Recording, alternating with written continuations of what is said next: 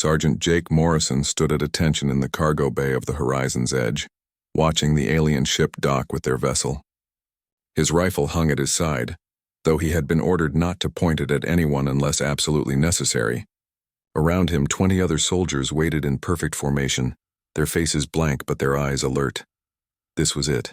After 70 years of searching the stars, humanity had finally found someone else out there.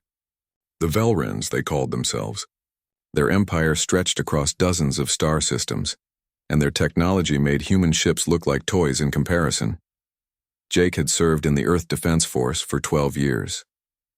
He had fought pirates, put down rebellions on mining colonies, and protected supply convoys through dangerous space. But nothing had prepared him for this moment. Meeting aliens, real aliens. Commander Kate Sullivan walked past the soldiers, her boots clicking on the metal floor. She stopped in front of Jake and looked him in the eye. "Morrison, you will be part of the close security team. Stay sharp, stay professional, and for the love of Earth, do not start an interstellar war." "Yes, ma'am," Jake replied. The airlock hissed open. Jake's heart beat faster, but his face remained calm. That was what the military had taught him. No matter what happened, you kept your composure. The Velrins walked through the airlock like they owned the place. They were tall, taller than any human Jake had ever seen.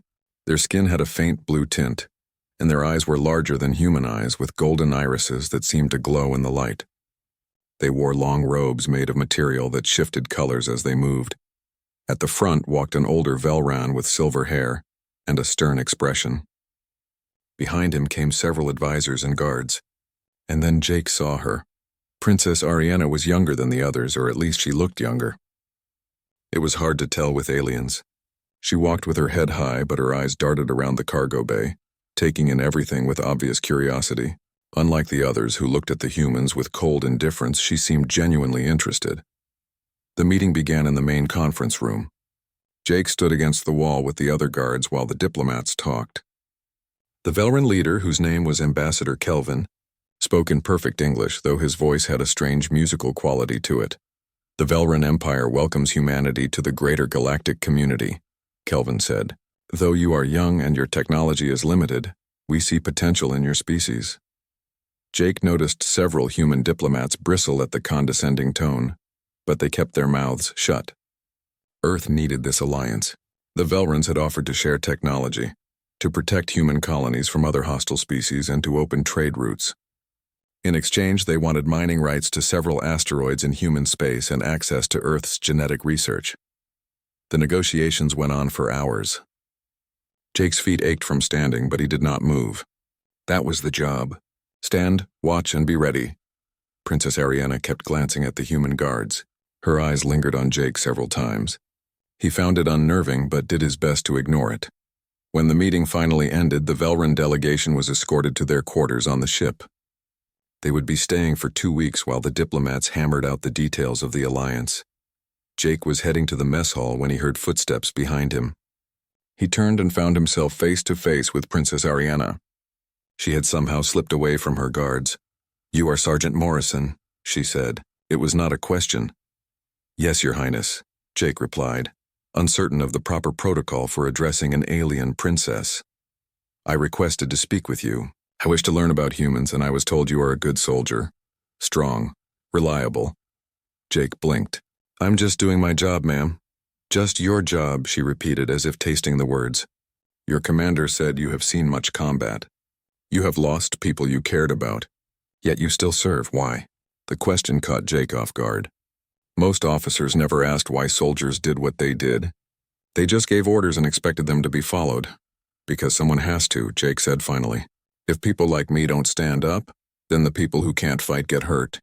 I've seen what happens when no one protects the innocent. I won't let that happen if I can stop it." Princess Ariana studied him for a long moment. "That is not a Velran answer. We fight for honor, for glory, for advancement. But you fight for others. This is strange to us. Maybe that's what makes us human," Jake said. She smiled then, a small expression that made her alien features seem less foreign. "Perhaps you are correct. I would like to learn more about your people, Sergeant Morrison. I have requested that you serve as my personal guard during my stay here. I hope this is acceptable." Jake wanted to refuse. Babysitting a princess was not what he had signed up for. but orders were orders. If that's what you need, Your Highness, then I'll do it. Good. We begin tomorrow. I have many questions about Earth. She walked away, leaving Jake standing in the corridor wondering what he had just gotten himself into. The next morning, Jake reported to Princess Ariana's quarters. She was waiting for him with a datapad in her hands. I have been reading about human history, she said without preamble. You fight each other constantly. Wars over land, resources, ideas, even religion. How can a species so divided hope to survive in the galaxy? Jake thought about that as he escorted her through the ship. She had insisted on a tour, wanting to see how humans lived and worked. We fight, yeah, he admitted. But we also come together when it matters. When something threatens all of us, we put aside our differences. We're not perfect, but we try to be better. They walked through the hydroponics bay where rows of vegetables grew under artificial lights. Ariana stopped to examine a tomato plant, touching the leaves gently. On my world, we have gardens, but they are for beauty, not food. We synthesize everything we eat. This is inefficient but beautiful. Sometimes inefficient is more human, Jake said. We like to do things the hard way. Makes us feel connected to where we came from. Over the following days, Jake found himself spending hours with Princess Ariana. She asked endless questions about Earth, about human emotions, about art and music and literature. She wanted to know why humans cried, why they laughed, why they created beauty for its own sake. In return, she told him about the Velran Empire, about their rigid social structure, where everyone had a place determined by birth, about their philosophy that emotion was weakness and logic was strength, about how she had always felt like she did not fit in her own world. My people value power above all else, she said one evening as they stood in the observation deck, watching the stars. They see compassion as a flaw, but when I see humans care for each other, sacrifice for each other, I wonder if my people are wrong. If perhaps the greatest strength is not the absence of feeling, but the choice to act despite it. Jake looked at her and realized that despite being from different worlds, different species, they were not so different after all. Both of them were trying to find their place in a universe that did not always make sense. Maybe you're right, he said quietly. Maybe that's what we're all looking for. The courage to be who we really are. Lieutenant Kyle Bennett found Jake later that night in the barracks. So, how's the princess? Kyle asked with a grin. She's not what I expected, Jake admitted. None of them are, said Lisa Crawford, who was checking her equipment at the next bunk. I've been listening to their communications. There's tension in their delegation. Not everyone is happy about this alliance, Jake frowned. What kind of tension? The kind that makes me nervous, Lisa said. Just keep your eyes open, Jake. He nodded, but his thoughts were already elsewhere. Tomorrow, Princess Ariana wanted to learn about human music. She had never heard a song before, she said. Her people considered music to be a waste of time. Jake fell asleep wondering what song he should play for an alien princess, never imagining that in a few short weeks, he would be willing to die to protect her. The second week aboard the Horizon's Edge brought unexpected changes. Jake found himself looking forward to his daily assignments with Princess Ariana. What had started as a duty had become something else entirely, something he could not quite name. They sat in the small recreation room that had been cleared for her use. Jake had brought an old music player, the kind that still used physical storage chips. He scrolled through his collection, trying to decide what to play first. This feels important to you, Ariana observed, watching his careful selection process. Music is personal, Jake explained. Different songs mean different things to different people. Some remind us of home. Others help us remember people we've lost. Some just make us feel alive. He selected a song, something slow and melodic with a piano and a woman's voice. The sound filled the room. Ariana closed her eyes, her expression shifting through confusion to wonder. I feel something, she whispered, in my chest. Is this what you call emotion? Maybe, Jake said. What does it feel like? Like sadness and joy together. Like longing for something I never had. This is what humans experience all the time. Pretty much. We can't turn it off. It's just part of being human. Ariana opened her eyes and Jake saw something in them he had not seen before. Vulnerability. I envy you. My people trained me to suppress such feelings. They said it would make me weak. But now I wonder what I have lost. Over the next few days, their conversations grew deeper. Jake told her about his family, killed in a pirate raid on a mining colony when he was 19. He described how he had joined the military the next day, driven by rage and grief. How he had learned that revenge did not fill the emptiness, but protecting others gave him purpose. Ariana listened to every word. Then she shared her own story. "I am third in line for the throne," she said. "My older brother, Prince Davin, is the favorite. He is everything a Velrin ruler should be, cold, calculating, ruthless when necessary. My sister is a brilliant strategist. And then there is me, the one who questions, the one who feels too much." "That doesn't sound like a weakness," Jake said. "To my people it is. They expect me to be hard, to make decisions based on logic alone, but I see the faces of those affected by our choices. I wonder about the cost of our expansion. I ask questions no one wants to hear. Maybe that's exactly what a good leader should do." Ariana looked at him with those golden eyes. "You truly believe that?" "I've served under plenty of officers. The worst ones were the ones who never questioned their orders, never thought about the people under their command. The best ones cared even when it hurt. Yeah, I believe it." Something shifted between them in that moment. Jake saw it in her expression, felt it in the air. This was more than just a human and an alien having a conversation. This was a connection, real and undeniable. The trouble started 3 days later. Jake was escorting Ariana to another diplomatic meeting when they encountered Commander Vexar, a high-ranking Velran military officer who had arrived with a second delegation. Vexar was everything Ariana was not. Tall and imposing, with scars across his blue-tinted skin and eyes that held nothing but contempt. He blocked their path in the corridor. "Princess," he said, his voice dripping with disdain, "I see you still surround yourself with inferior species." Jake's hand tightened on his rifle, but he kept his face neutral. This was a diplomatic situation. He could not react. "Sergeant Morrison is my assigned guard," Ariana replied coolly. "He performs his duties with excellence." "A trained animal can perform duties," Vexar sneered. "That does not make it equal. These humans are primitives playing at civilization. They have no honor, no true strength. They are weak creatures driven by base emotions."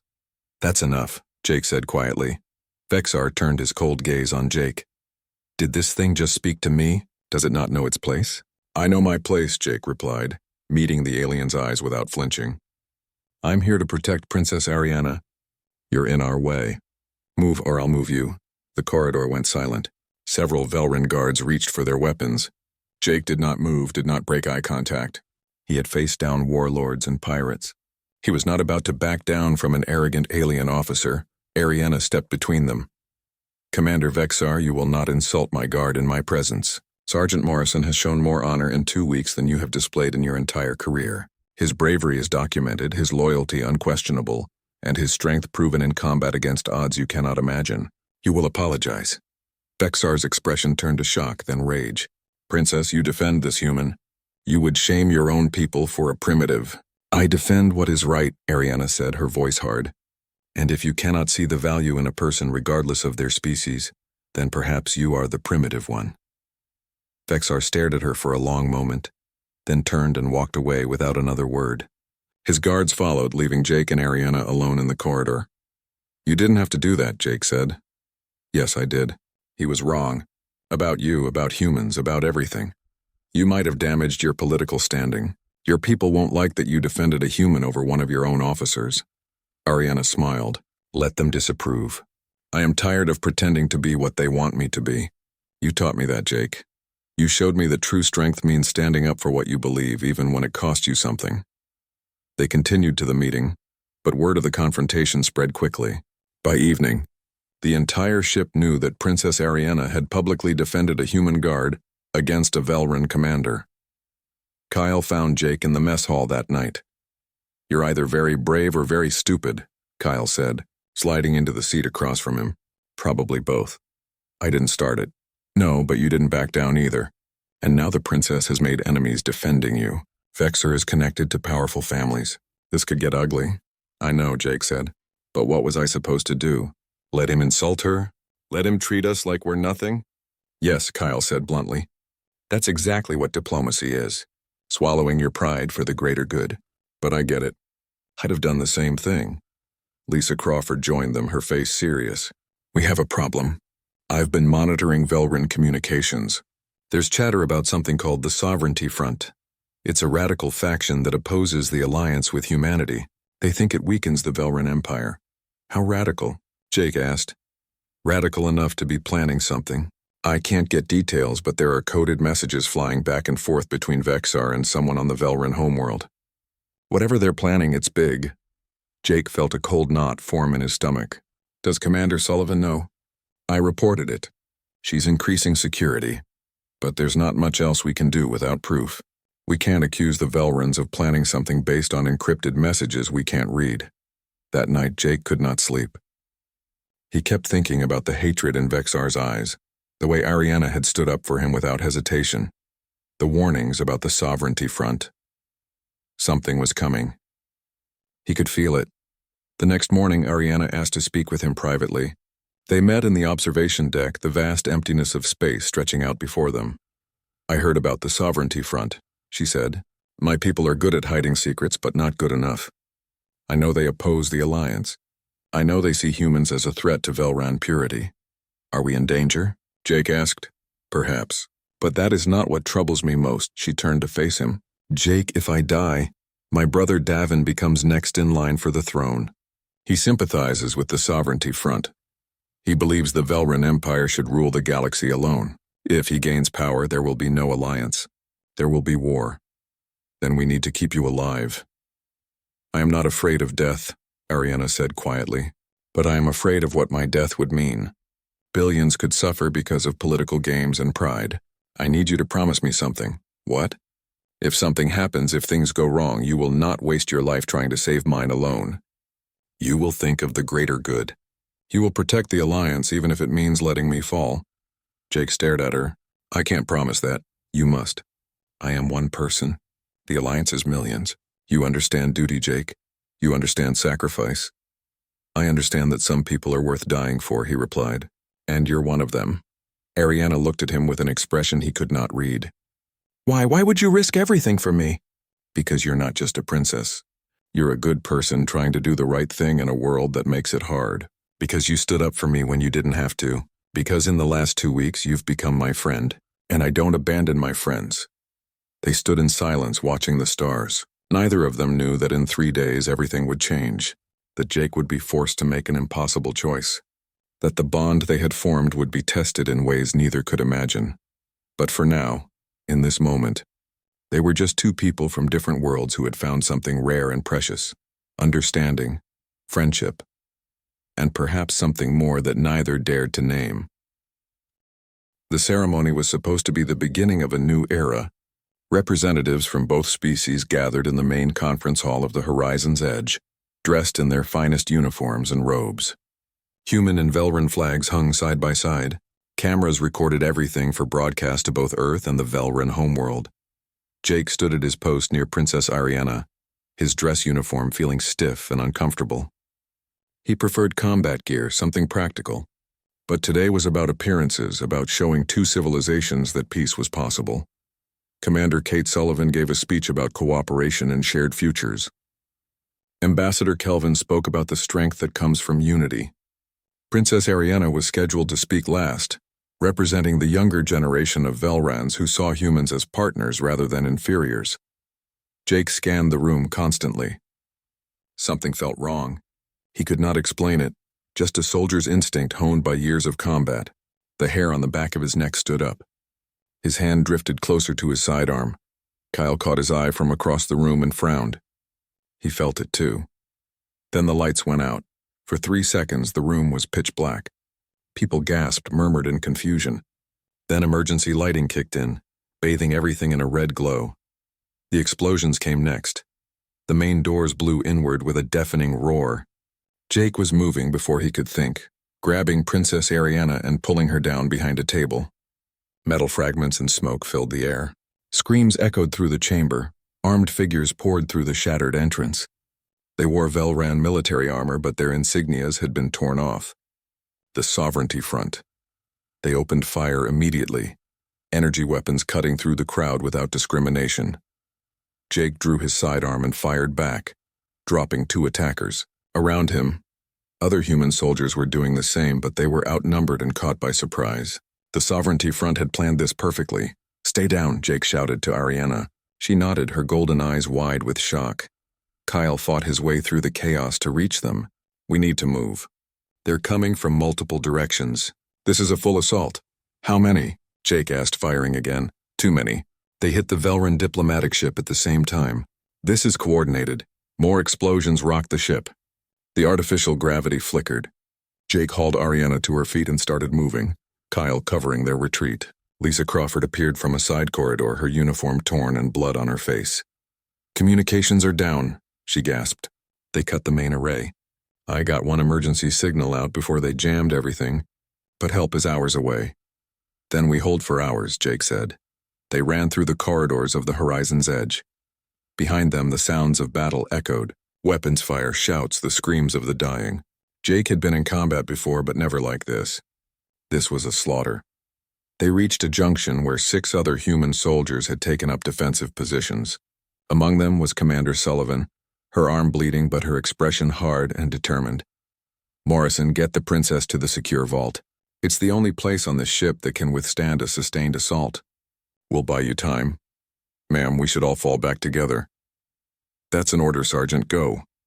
Jake wanted to argue, but Ariana grabbed his arm. She is right. If they capture me, they win. We must go. They moved deeper into the ship, collecting survivors as they went. Human diplomats, Velran officials who had opposed the Sovereignty Front, wounded soldiers. By the time they reached the secure vault, their group numbered 15 people. The vault was designed to protect the ship's most valuable equipment during combat. Its walls were reinforced, its door could withstand direct hits from ship-mounted weapons. It was also completely isolated from the rest of the ship once sealed. They would be trapped, but they would be safe. For a while, Jake and Kyle set up defensive positions at the entrance while Lisa tried to get the internal communications working. Ariana helped treat the wounded, her royal training apparently including basic medical knowledge. We can hold here, Kyle said, checking his ammunition. They'll have to breach the door and that will take time. How much time? Jake asked. Maybe an hour, maybe less if they have heavy weapons. An hour. Jake looked at their ragged group of survivors. Most were wounded. They had limited weapons and ammunition. Even if help arrived in time, they had to survive until then. The enemy arrived 10 minutes later. Jake heard them moving through the corridor outside, their footsteps echoing in the silence. He raised his weapon, ready. Humans, a voice called out. Jake recognized it immediately. Commander Vexar, you are surrounded. Surrender the princess and the rest of you may live. Resist and you all die. Not happening, Jake shouted back. Then you have chosen death. Unfortunate. I would have preferred to kill you slowly, human. You humiliated me. Now I will enjoy watching you suffer. The first assault came hard and fast. Energy bolts hammered the defensive position. Jake and Kyle returned fire, dropping several attackers. But for everyone they killed, 2 more appeared. The Sovereignty Front had numbers on their side. The battle settled into a brutal pattern. Attack, defend, fall back. Attack, defend, fall back. Slowly, inexorably, they were being pushed toward the vault entrance. Once inside, they could seal the door. But once sealed, they would be trapped with no way out. Kyle took a hit to his shoulder, spinning him around. He fell hard, gasping in pain. Jake dragged him behind cover, applying pressure to the wound.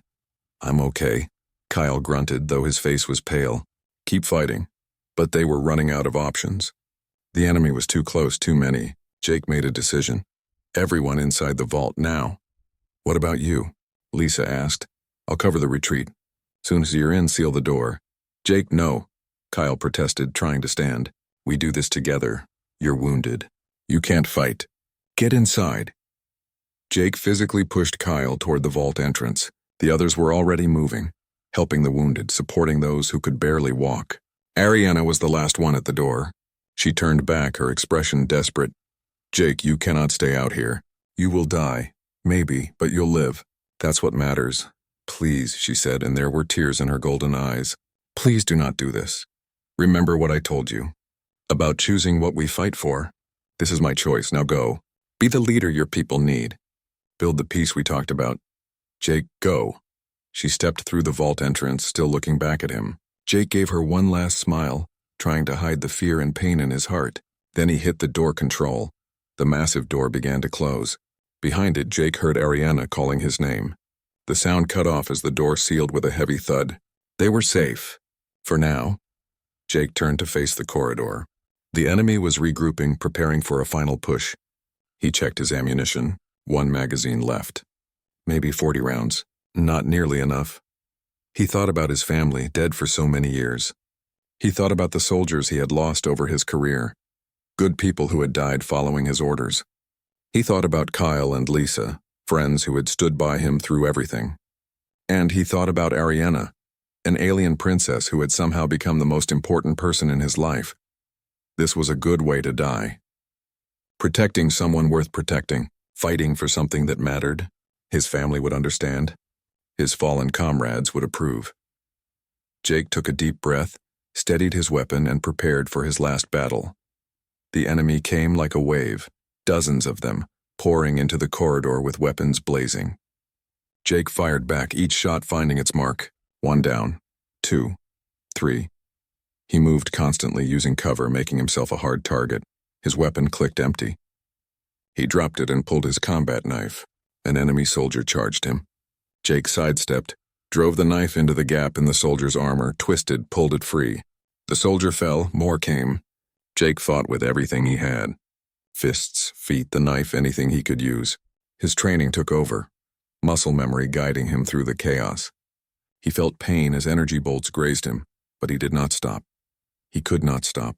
Behind that door were people depending on him. Ariana was depending on him. Time lost meaning. Jake existed only in the moment, fighting, surviving, holding the line. He did not know how many he had killed. He did not know how long he had been fighting. He only knew that he was still standing, still fighting, still alive. But he was slowing down. His movements were getting sluggish. Blood loss, exhaustion, and injury were taking their toll. He stumbled, caught himself, kept fighting.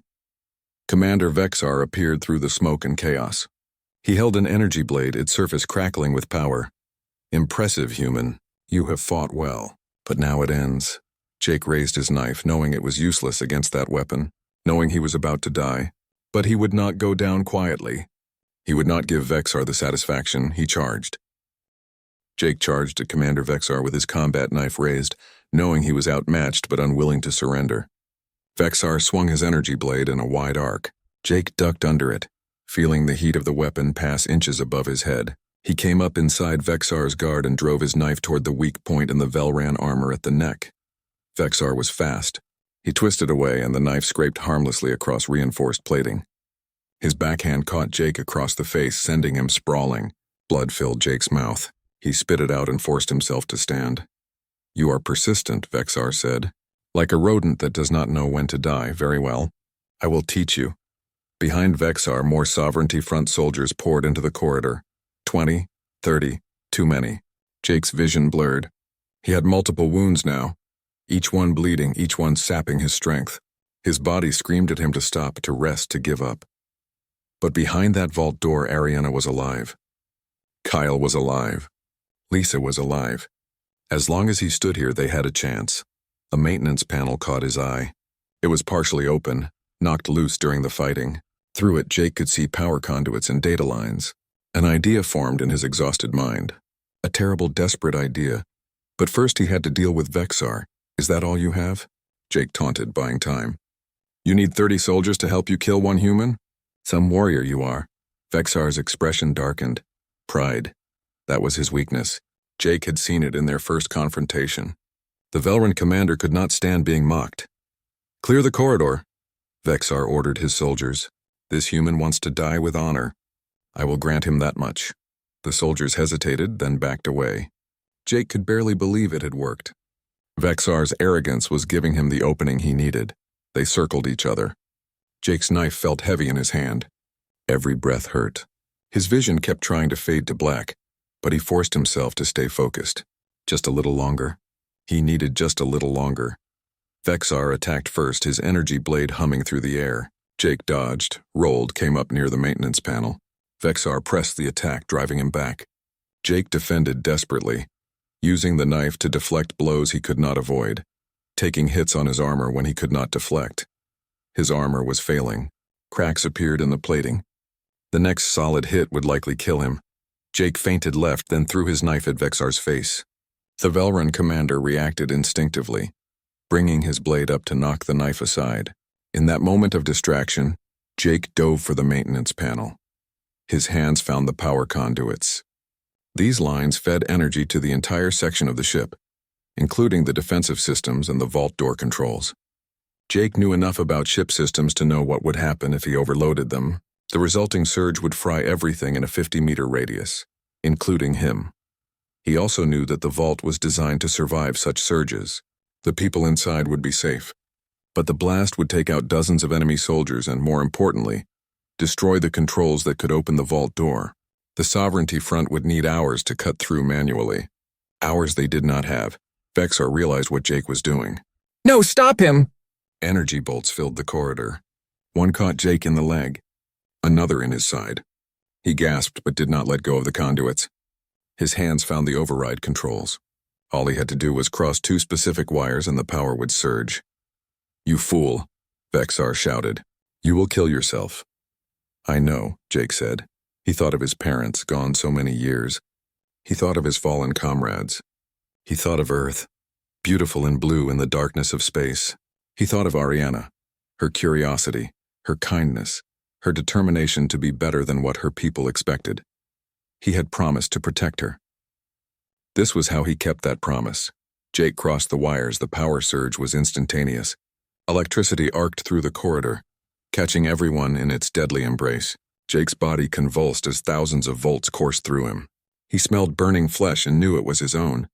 The pain was beyond anything he had ever experienced. Then the explosion started. Conduits burst. Systems overloaded. Fire and smoke filled the air. Jake was thrown backward by the blast, his body broken and burned. He hit the floor and could not get up. Could not move. Could barely breathe. Through the smoke and the fading light, he saw Vexar's body motionless. Saw the scattered forms of enemy soldiers dead or dying. He had done it. He had bought them time. His hearing was fading, but he thought he heard voices. Human voices. Reinforcements. Had Lisa's distress signal reached someone after all? He hoped so. He hoped they would arrive in time to save Ariana and the others. Jake's vision narrowed to a tunnel. At the end of that tunnel, he saw his mother's face. She was smiling, waiting for him. He tried to reach for her, but his arms would not move. The last thing Jake Morrison thought about was Princess Ariana's golden eyes and the hope he had seen in them. Hope for a better future. Hope for peace between their peoples. He had given everything to protect that hope. It was enough. Inside the vault, Ariana felt the explosion through the thick walls. The lights flickered. Systems sparked. Then everything went quiet. What happened? Someone asked. Jake, Ariana whispered. She knew. Somehow she knew. He had done something desperate. Something final. She ran to the vault door and tried the controls. Dead. Everything was dead. The door would not open. No, she said. No, Jake, answer me. But there was only silence. Kyle pulled himself up using the wall, his wounded shoulder making every movement agony. He did it, didn't he? The crazy fool actually did it. Did what? Ariana demanded. What did he do? He overloaded the power systems. I recognize the signs. It's a suicide move. You only do it when there's no other choice. He destroyed the vault controls to keep them from getting in. He saved us. At what cost? Ariana's voice broke. At what cost? Lisa was working on the internal communications, trying to get anything to work. Suddenly her console crackled to life. This is Captain Ryan Hendricks of the UES Defender. We received your distress signal.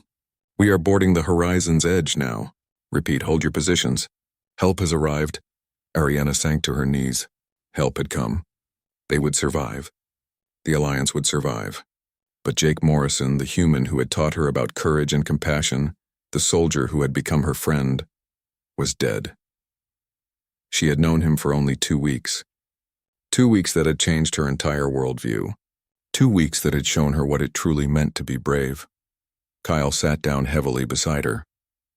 He talked about you constantly these last few days. Said you were going to change the galaxy, make things better. He believed in you. I do not deserve such belief, Ariana said quietly. Maybe not, Kyle replied, but he gave it anyway. That's who Jake was. He saw the best in people and fought to protect it. Now you have to make sure his death meant something. You have to build the peace he died for. Ariana looked up at Kyle. this human soldier with pain in his eyes and blood on his uniform. "I swear it," she said. "On my life, on my crown, on everything I am. I will build the peace Jake Morrison believed in. His sacrifice will not be forgotten. Not today, not ever." The vault door finally opened an hour later, cut through by rescue teams. Human and Velran soldiers worked together to free the survivors. Ariana stepped out into the corridor and saw the devastation. Scorch marks covered the walls. Bodies lay everywhere, and there, near a blown-out maintenance panel, she saw Jake. He lay on his back, his uniform burned and torn, his face peaceful despite the violence of his death. Ariana walked to him on unsteady legs. She knelt beside his body and took his hand. It was still warm. "Thank you," she whispered. "Thank you for showing me what it means to be truly strong. Thank you for believing in me. Thank you for your sacrifice." Around her, soldiers stopped and stood at attention. Human and Velran alike. They recognized what they were witnessing. A princess mourning a common soldier. An alien honoring a human who had given everything to protect her. Captain Hendricks approached carefully. "Your Highness, we need to evacuate. The ship is badly damaged." "In a moment," Ariana said. She did not take her eyes off Jake's face. "I need a moment." They gave her that time. All of them, human and Velran, standing guard over a dead hero and the princess who mourned him. Finally, Ariana stood. She straightened her robes and lifted her head high, though tears still streamed down her face. "Jake Morrison died protecting me," she announced to everyone present. "He died protecting all of us. He died so that humans and Velrans could have a future together. I will not let his death be in vain. I swear this before all of you. The Sovereignty Front will answer for their crimes, and Jake Morrison's name will be remembered forever." The soldiers saluted, human and Velran together, honoring a fallen warrior. Ariana's mother, the Velran Queen, died 2 weeks later from injuries sustained in the attack on the diplomatic ship. As the only surviving heir who had not betrayed the throne, Ariana became queen. Her first act would be to honor the promise she had made over Jake Morrison's body. His name would live forever. 3 months after the attack on the Horizon's Edge, Queen Ariana stood before the Grand Council of the Velran Empire. She wore the traditional crown of her people, a circlet of silver that caught the light and seemed to glow, but she also wore something else. A small pin on her robe, shaped like a human soldier's rank insignia. Jake Morrison's rank insignia. The council chamber was packed. Every noble family, every military commander, every important figure in the empire had come to witness the young queen's first major address. Many expected her to be weak, to falter under the weight of sudden responsibility. They were about to learn otherwise. "The Sovereignty Front attempted to destroy our alliance with humanity," Ariana began, her voice clear and strong. "They murdered hundreds of our own people. They attacked humans who came to us in peace. They believed that violence would make us strong. They were wrong." She paused, letting her words sink in. "Strength is not the absence of compassion. Strength is the choice to protect others even when it costs us everything. Sergeant Jake Morrison taught me this lesson with his life. A human soldier, dismissed by many of our people as inferior, proved to have more honor than those who called themselves noble. He stood alone against impossible odds. He sacrificed himself to save not just me but the future of our entire civilization." Murmurs rippled through the council, some approving, some scandalized that she would praise a human so openly. "Today I announce the creation of the Order of Morrison. It will be the highest honor our empire can bestow, awarded only to those who demonstrate extraordinary courage and selfless sacrifice. The first recipient is, of course, Jake Morrison himself. But this honor will be given to both Velrans and humans who embody the values he represented." An old council member stood. "Your Majesty, with respect, this is unprecedented. We do not name our highest honors after aliens." "Then it is time we changed," Ariana replied. "Jake Morrison gave his life for our people. He asked nothing in return, expected no glory, sought no reward. He simply did what was right. If we cannot honor such a person, then what does our honor mean?" She touched the pin on her robe. "Furthermore, I am establishing a memorial at the center of the New Earth Velran Embassy Station. It will depict Sergeant Morrison's last stand. Every military officer, both human and Velran, will study his tactics and his philosophy. His example will teach future generations what it truly means to serve a cause greater than yourself." The council erupted in debate. Some supported her. Others called it madness to give a human such prominence in Velren society. Ariana let them argue for several minutes, then raised her hand for silence. "I am your queen," she said quietly. "This is not a request. It is a command. The Order of Morrison will be established. The memorial will be built. Jake Morrison's name will be honored in our empire for all time. Any who oppose this may challenge my ruling. But know that I will not yield on this matter. I made a promise to a dying hero, and I will keep that promise." No one challenged her. The power of the crown, combined with her unwavering determination, won the day. After the council session, Queen Ariana met with Kyle Bennett and Lisa Crawford. Both had accepted positions in the new joint Human Velren Military Command. Kyle still moved carefully, his shoulder healing slowly. Lisa had been promoted to commander for her crucial role in sending the distress signal that had saved them. "He would be proud of you," Kyle said. "What you're doing for him. For all of us." "It is not enough," Ariana replied. "It will never be enough, but it is what I can do. Tell me honestly, Commander Bennett, will humans accept this? Will they see it as genuine? Or will they think I am simply using Jake's memory for political purposes?" Kyle considered the question carefully. "Some will question it. That's human nature. But most will see the truth. You care. Jake saw that in you from the start. That's why he was willing to die for you. Not because you were a princess, but because you represented something worth protecting. Hope, change, the possibility of a better future. I only pray I can live up to his faith in me." Lisa leaned forward. "Your Majesty, may I speak freely?" "Always. Jake once told me that the measure of a leader isn't whether they're perfect. It's whether they keep trying to do better, even when they fail. You're trying. That's what matters." Over the following months, the changes Queen Ariana implemented began to take hold. The Jake Morrison Academy for Diplomatic Security opened on Earth, training both humans and Velrans to protect the fragile peace between their peoples.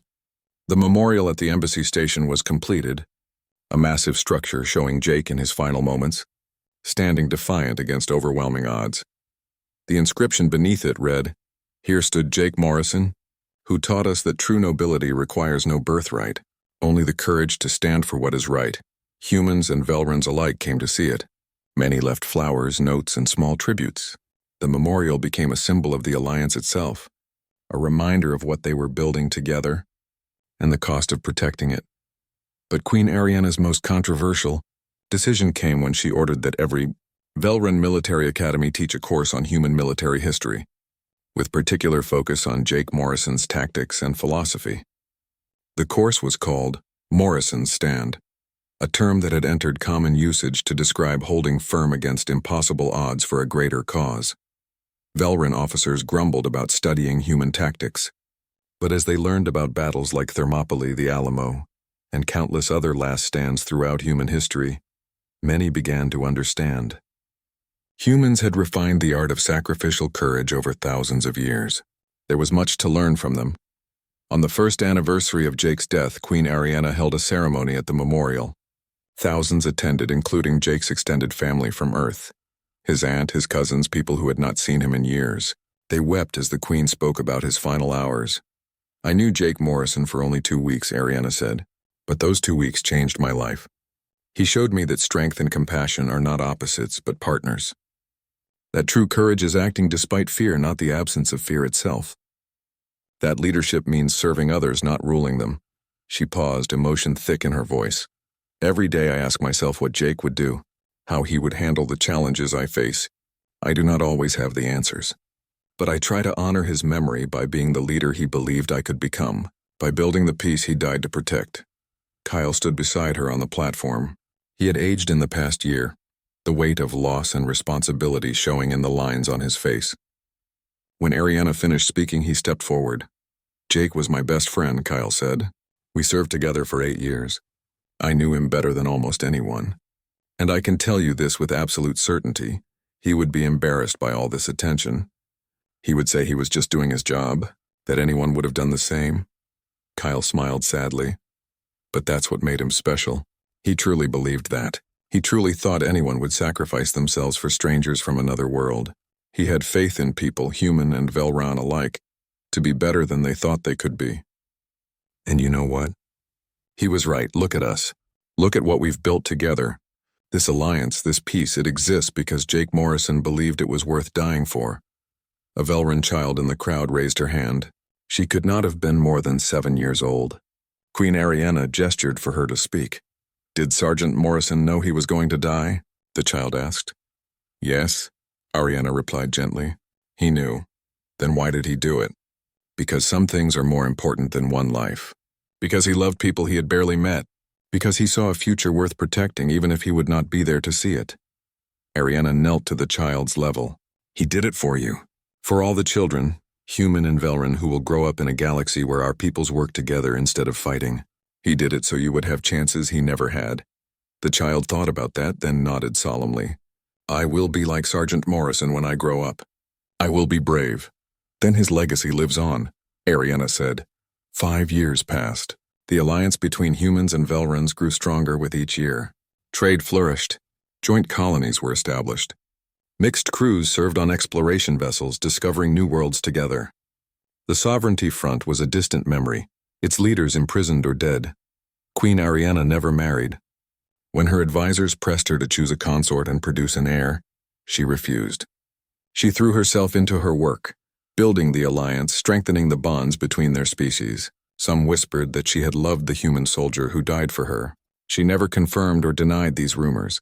Every year on the anniversary of Jake's death, she visited his memorial, sometimes alone, sometimes with Kyle and Lisa, who had become close friends. She would stand before the statue for hours, speaking to it quietly, updating Jake on the progress they had made, asking his advice on difficult decisions, thanking him for the gift he had given her.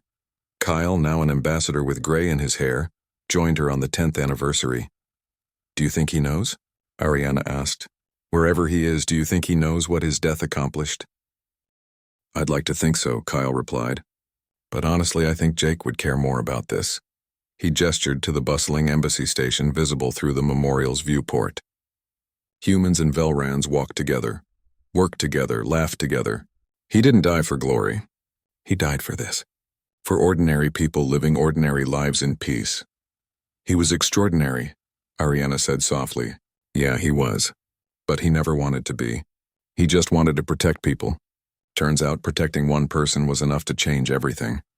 20 years after Jake Morrison's death, his memorial was still the most visited site in the Alliance. New mothers brought their babies to show them the human hero. School children came on field trips to learn about sacrifice and courage. Old soldiers, human and Velran, came to pay their respects to a warrior who had embodied everything they aspired to be. The Order of Morrison had been awarded 143 times, to humans who saved Velran lives, to Velrans who protected human colonies, to scientists who gave up lucrative positions to serve in remote areas, to diplomats who prevented conflicts before they could start. Each recipient wore the small pin, the rank insignia of a human sergeant who had been worth more than all the nobles in the galaxy. Queen Ariana grew old. Her blue skin faded to pale silver. Her golden eyes dimmed. But she never stopped working, never stopped building, never stopped honoring the promise she had made over Jake Morrison's body. On her deathbed, surrounded by advisors and friends, she gave her final order. Add my name to the memorial, she said. Below his. Not as a queen, just as someone who tried to be worthy of his sacrifice. Kyle, ancient and frail himself, held her hand. He would be proud of you. I hope so, she whispered. I tried. I truly tried. That's all anyone can do. When Queen Ariana died, both Earth and the Velran homeworld mourned. She was honored as the queen who had built the greatest alliance in galactic history, but her true legacy was not in the treaties she signed or the colonies she founded. It was in the billions of people, human and Velran, who lived in peace because two people from different worlds had found friendship in the darkness of space. Her name was added to the memorial just as she had requested. Below Jake Morrison's statue, a new inscription appeared. Queen Ariana, who honored his memory with her life as he honored her with his death. Together they built a future worth believing in. And in the centuries that followed, when humans and Velrans faced new challenges and new threats, they would remember Jake Morrison's stand. They would remember that one person in one moment making one choice could echo across the stars. His name lived forever, spoken with reverence and gratitude by countless generations who never knew him but lived in the world he died to create. a human soldier, a Velran queen, and a friendship that changed the galaxy.